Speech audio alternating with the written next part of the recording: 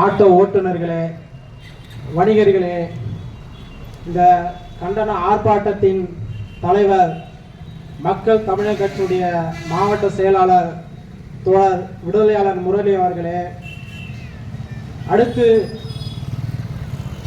கண்டன உரை ஆற்ற வருகை தந்து பேச இருக்கின்ற பல்வேறு அமைப்புகளை சார்ந்த தோழர்களே, உங்கள் அனைவருக்கும் வணக்கம்.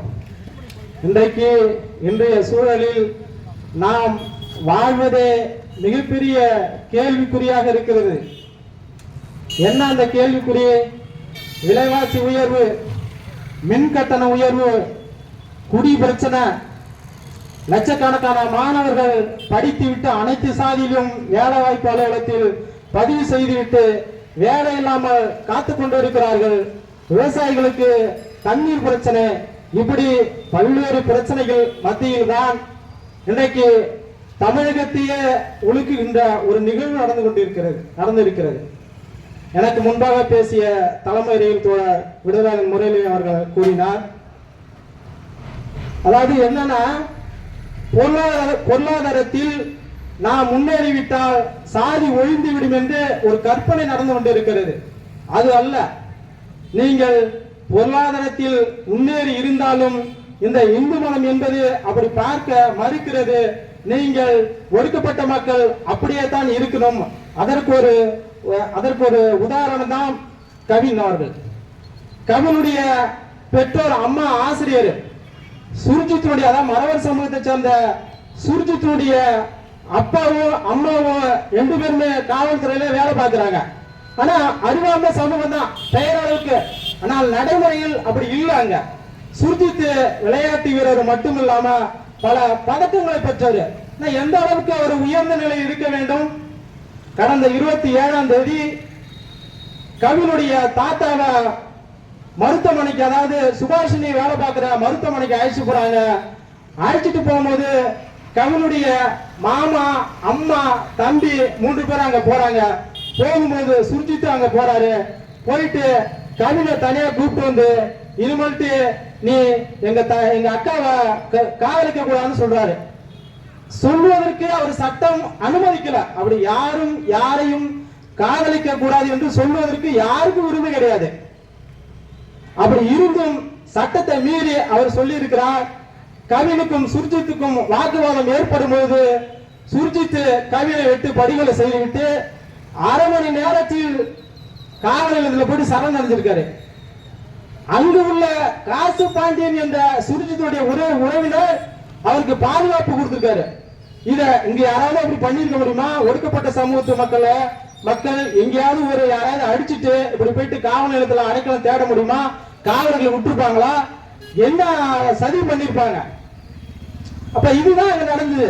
அப்ப இன்றைக்கு பொது சமூகம் இன்னைக்கு ஒரு சாதியான சமூகமா இன்னைக்கு நடந்து கொண்டு இருக்கிறது. ஒரு பக்கம் நாம் கல்வியில் முன்னேறி இருக்கிறோம் என்று கூறுகிறோம். ஆனால் அந்த கல்வி இன்றைக்கு எத்தகையதாக இருக்கிறது? பள்ளிக்கூடத்துல நீங்க பாத்தீங்கன்னா மாணவர்கள் மத்தியில கயிறு விதவிதமா இருக்கும். அது தென் மாவட்டங்களை பாத்தீங்கன்னா திருநெல்வேலி, தூத்துக்குடி, மதுரை இங்கெல்லாம் கூடுதலாக இருக்கு.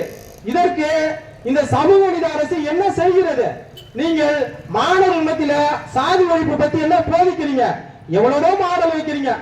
அந்த பள்ளி, இந்த பள்ளி, அந்த மருத்துவம், ஏதோ புதுசா பெயர் வைக்கிறீங்க.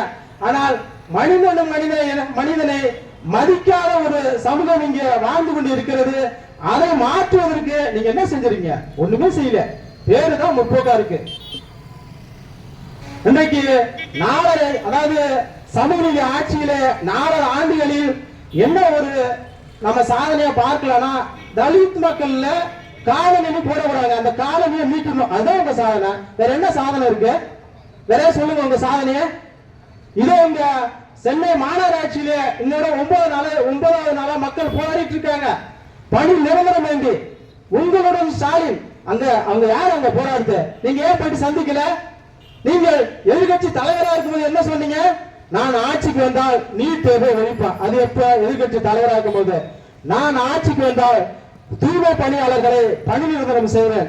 நீங்க எதிர்கட்சி தலைவராக இருக்கும்போது, நான் ஆட்சிக்கு வந்தால் இந்த சமூகத்தையே சீரழிக்கும் டாஸ்மார்க்கு படிப்படியாக குறைப்பேன். ஏதாவது நீங்க ஒண்ணு செஞ்சிருக்கீங்களா? மக்கள் கேட்கறது ஒண்ணு, ஆனா நீங்க செய்யறது ஒண்ணு. ஆக இதற்கெல்லாம் எதிர்வினை ஆற்றும் போது அந்த எதிர்வினை நீங்க பாடம் கற்பிக்க வேண்டும். அதை விட்டுட்டு இது போல ஒரு கூட்டத்துக்கு பிரச்சாரத்துக்கு அனுமதி கேட்டா 32 ஆக்டுக்கு அனுமதி மறுப்பு. யார் பேசுறது? நீங்க பேசலையா? நீங்க உங்களுடைய சாலி போனீங்கன்னா அது மக்களுக்கு இடைஞ்சல் இல்லையா? திருவிழாவுக்கு சாமி கூட்டிட்டு போனா அது இடைஞ்சல் இல்லையா? ஆக எங்களை போன்ற மக்கள் விடுதலை நேசிக்கின்றவர்களை கூட்டங்களுக்கு அனுமதிப்பதில் அந்த அரசு.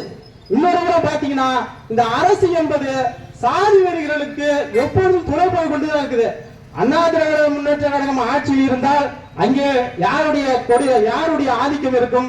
தேவருடைய ஆதிக்கம். இதை நான் சொல்லல, பல கட்டுரைகள் சொல்லுகிறது. அதே போன்று திராவிட முன்னேற்ற கழகம் ஆட்சியில் இருந்தால் பிற்படுத்தப்பட்டவங்களுடைய மக்களுடைய ஆதிக்கம் இருக்கும். இதுவும் ஆய்வுகள் தான் சொல்லுது. அப்ப இதுக்கெல்லாம் மாற்று நீங்க என்ன சொல்றீங்க? இந்த அளவும் சாதியினுடைய அந்த வெறி இன்னும் குறையவில்லை. சாதி மறுப்பு திருவிழா செய்திருந்தவர்களுக்கு நீங்க என்ன பாதுகாப்பு கொடுக்கிறீங்க? எங்களை போன்ற இயக்கங்கள் தான் பாதுகாப்பு கொடுக்கிறோம். வெறும் வேட்ட அளவுல தான் நீங்க, நடைமுறையெல்லாம் ஒண்ணுமே கிடையாது. ஆக சரி, இதுதான் இப்படி இருக்குன்னா மக்களுடைய வாழ்வதம் என்பது நாளுக்கு நாள் படுமோசமா போயிட்டு இருக்கு. இதை எதிர்த்து யாருமே போராடக்கூடாதுன்னு பல சட்டங்கள் வருது. ஆகவே நாம் இந்த சாதி வெறி சங்கங்களை முதலில் தமிழக அரசு தடை செய்ய வேண்டும். நீங்க ஏன் தடை செய்ய மாட்டீங்க? அதே போன்று ராஜஸ்தான் மாநிலத்தில் சாதி ஆணவ படுகொலைக்கு எதிராக சட்டம் ஏற்றிட்டாங்க. சமூக நீதி ஆட்சி, விடியல் ஆட்சி, உதவரா ஸ்டாலின் சொல்லிட்டு இருக்க நீங்க ஏன் சட்டம் ஏற்றது? உங்களுக்கு என்ன பிரச்சனை? ஏதோ சட்டம் எதுக்கு பல கோடி ரூபாய் பணம் தேவையா? மக்கள் கோரிக்கை வைக்கிறோம்ல, இடதுசாரி இயக்க தோழர்கள் சிபிஎம் விடுதலை கட்சி தோழர்கள் கோரிக்கை வச்சிருக்காங்க உங்கள்கிட்ட. நீங்க ஏற்றதுக்கு என்ன பிரச்சனை உங்களுக்கு?